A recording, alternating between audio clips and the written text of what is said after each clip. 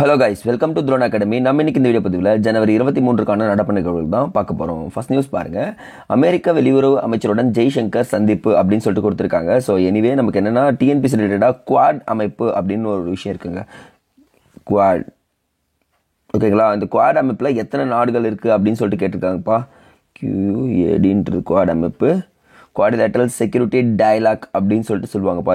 இந்த அமைப்பில் India, America, Australia மற்றும் ஜப்பான் அப்படின்ற இருக்குங்க. இவங்க என்ன பண்ணுறாங்கன்னா, இந்த கடல் சார் இருக்கும் பார்த்தீங்களா, இந்தியா பசிபிக் பிராந்தியத்தில் இங்கே ஒரு லைன் கொடுத்துருக்காங்க பாருங்கள். இந்தியா பசிபிக் பிராந்தியத்தில் சுமூக நிலையை வலுக்கட்டாயமாக மாற்றும் எந்த ஒரு தலைப்பாட்டையும் என்ன பண்ணுவாங்க, தடுத்து நிறுத்துவாங்க சொல்லுவாங்க. சீனாவுடைய ஆதிக்கத்தை குறைக்கிறதுக்காக உருவாக்கப்பட்ட அமைப்பு தான் இந்த குவாட் கூட்டமைப்பு அப்படின்னு சொல்லிட்டு சொல்கிறாங்க. ஸோ நீ உறுப்பு நாடுகள் மட்டும் எழுதுங்க போதும். ஏன்னா இப்போ ரீசெண்டாக வந்து பார்த்தீங்கன்னா அமைச்சர்கள் மாநாடு, குவாட் அமைப்பின் அமைச்சர்கள் கூட்டம் எங்கே நடைபெற்றதுன்னா அமெரிக்காவில் நடைபெற்றிருக்கு அப்படின்றத தெரிஞ்சுக்கிட்டா போதுங்க. செகண்ட் ஒன், ஸோ டெலஸ்கோப் பற்றி பார்த்தாச்சு. ஸோ ஸ்கிப் பண்ணிக்கலாம். இந்த மொழிப்போர் தியாகிகள் நினைவிடத்தில் ஜனவரி 25 முதல்வர் மரியாதை அப்படின்னு சொல்லிட்டு சொல்கிறாங்க. ஸோ மொழிப்போர் இந்தி திணிக்கப்பட்ட போது மொழிக்காக போராடி உயிர் நீத்தவர்கள் 3 பேர் இருப்பாங்கப்பா. ஸோ அதில் 2 பேர் நம்ம புக்கில் இருக்கும், ஒருத்தர் எக்ஸ்ட்ரா எழுதிக்கணுங்க. பெண் கேட்டாங்கன்னா தர்மபால் அப்படின்னு சொல்லிட்டு சொல்லுவாங்க. அப்போ மொழிப்போர் தியாகிகள் பாருங்கள், தாளமுத்து, நடராஜன், தர்மமால், இவங்க தான் வந்து பார்த்திங்கன்னா மொழிப்போர் தியாகிகள் அப்படின்னு சொல்லிட்டு அழைக்கப்பட்டாங்க. இந்தி திணிப்புக்கு எதிராக போராடி உயிர் நீத்தவர்கள். ஸோ இது மட்டும் ஜஸ்ட் ஸ்டாட்டிக் போர்ஷனில் கரண்ட் அஃபேர்ஸில் நோட் பண்ணி வச்சுக்கோங்கப்பா. நெக்ஸ்ட் ஒன், எஸ், மைல்கல் சாதனை அப்படின்னு சொல்லிட்டு கொடுத்துருக்காங்க. என்னன்னா இஸ்ரோவை பற்றி தான் இதை பற்றி சொல்லியிருக்காங்க. நம்ம ஆல்ரெடி இதை பற்றி பார்த்தாலும் ஜஸ்ட் ஒரு ரீகால் அப்படியே பட்டுன்னு பார்த்துன்னு வந்துடலாமா. பாரதி அந்தராக்ஷி ஸ்டேஷன் என்ற ஆய்வு நிலையத்தை 2035க்குள் விண்ணில் நிறுவ இலக்கு நிர்ணயிக்கப்பட்டுள்ளது. அது ஒரு ஃபர்ஸ்ட். 2023 சந்திரனின் தென்துருவத்தில் விண்கல்லை இந்தியா வந்து பார்த்தீங்கன்னா சாஃப்ட் லேண்டிங் செய்தது அப்படின்னு சொல்கிறாங்க. அழகாக போய் இறக்கிட்டாங்க. அது செகண்டு. சரிங்களா? இந்த ஸ்பெடெக்ஸ் திட்டத்தை என்ன பண்ணுறாங்க பார்த்தீங்கன்னா இந்தியா வந்து பார்த்தீங்கன்னா கரெக்டாக செயல்படுத்திச்சு இஸ்ரோன்றது. ஸோ அது ஒரு தேர்டு.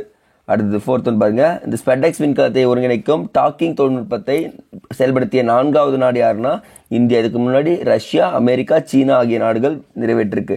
முக்கியமான விஷயம், விண்வெளி ஆய்வுக்காக ஜிடிபியில் கிட்டத்தட்ட சீனா தான் அதிகமாக பயன்படுத்தும். 2.4 கொடுக்குறாங்க. ஆனால் நம்ம வெறும் 0.64% மட்டுமே என்ன பண்ணுறோம் கொடுக்குறோம் அப்படின்றது இங்கே கொடுத்துருக்காங்கப்பா.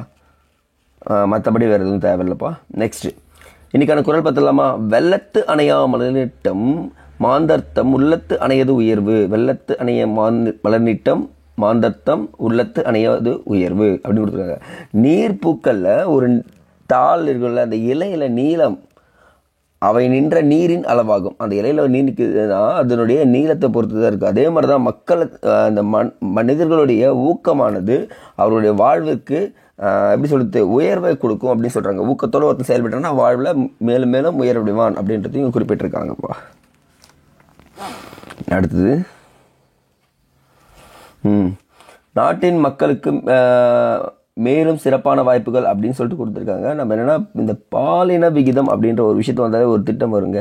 பேட்டி பச்சோ பேட்டி பதாவோ, பெண் குழந்தைகளை பாதுகாப்போம், பெண் குழந்தைகளுக்கு கல்வி அளிப்போம் அப்படின்ற ஒரு திட்டத்தை என்ன பண்ணியிருக்காருன்னா 10 ஆண்டுகளுக்கு முன்பே அறிவிச்சிட்டாரு. ஸோ நீங்கள் என்ன பண்ணா, நான் சொல்கிற இந்த ஸ்கீமு எந்த ஆண்டு அறிவிக்கப்பட்டது அப்படின்றத கமெண்ட் செக்ஷனில் கமெண்ட் பண்ணுறேங்க. ஏன்னா இதெல்லாம் ரொம்ப ரொம்ப இம்பார்ட்டன்ட்ங்க. அடுத்தது, ஸோ இதெல்லாம் ஸ்கிப் பண்ணிக்கலாங்க. ஸோ கிரிட்டிக் நியூஸ் எல்லாமே நம்ம பார்க்க மாட்டோம்னு சொல்லியிருந்தோம். ஸோ நிறைய ஜிகே போர்ஷன்ஸ் வந்தாலும் நம்ம குவிஸில் வைப்போங்க, சொல்லிடுறோம். ஸோ இங்கே கொடுத்துருக்காங்க பாருங்கள்.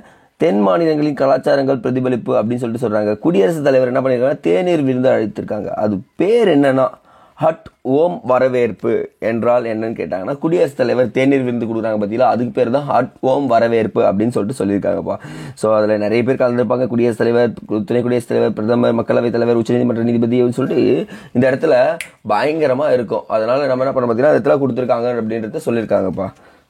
சரி, ஓகே, இதோட வீடியோ பதிவு முடிவடைகிறது. நன்றி.